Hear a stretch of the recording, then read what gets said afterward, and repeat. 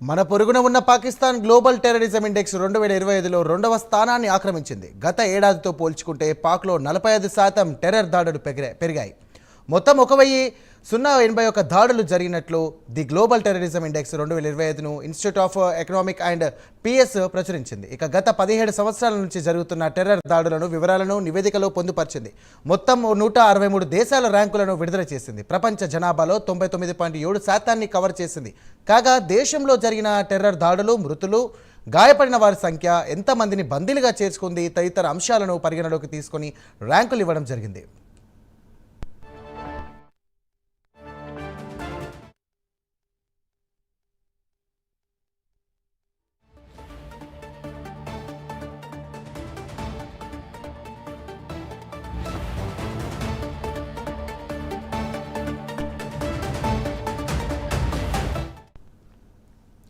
ఇక పాకిస్తాన్ విషయానికి వస్తే వరుసగా గత 5 సంవత్సరాల నుంచి టెర్రర్ దాడులు అడ్డు అదుపు లేకుండా పెరిగిపోతున్నాయి. దశాబ్దం తర్వాత అత్యధికంగా గత ఏడాది పాకిస్తాన్లో టెర్రర్ దాడులు జరిగాయని ఐఈపీ నివేదికలో వివరించింది. 2023లో 517 టెర్రర్ దాడులు జరిగితే 2024 నాటికి ఈ సంఖ్య 1099కి ఎగబాకింది.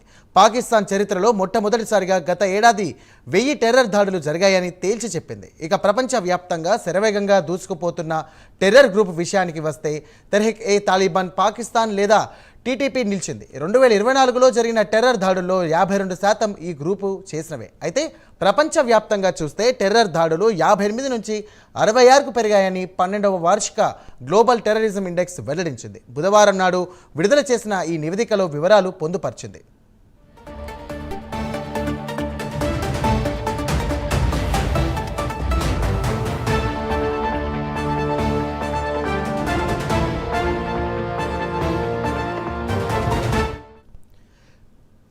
ఇక టీటీపీ టెర్రర్ దాడిలో మృతుల సంఖ్య 90% పెరిగింది. పాకిస్తాన్లో అత్యంత ప్రమాదకరమైన టెర్రర్ గ్రూపుగా టీటీపీ నిలిచింది. ఆఫ్ఘనిస్తాన్లో తాలిబాన్లు అధికారంలోకి వచ్చిన తర్వాత పాకిస్తాన్లో టీటీపీ పెద్ద ఎత్తున టెర్రర్ దాడులు చేయడం మొదలుపెట్టింది.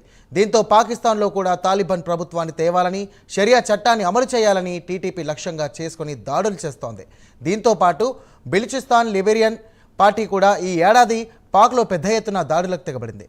ఫేటా రైల్వే స్టేషన్లో ఒక మానవ బాంబు తనను తాను పేల్చుకొని 25 మంది పౌరులు, సైనికుల మృతికి కారకుడయ్యారు. ఇక అలాగే చైనా పాకిస్తాన్ ఎకనామిక్ కారిడార్ సిపికేపై బిలోచులు పెద్ద ఎత్తున దాడి చేస్తున్నారు. ఇక చైనా పౌరులను నిర్దాక్షిణ్యంగా చంపుతున్నారు. దీంతో చైనా ఉద్యోగులు పాకిస్తాన్లో పనిచేయాలంటేనే వణికిపోతున్నారు.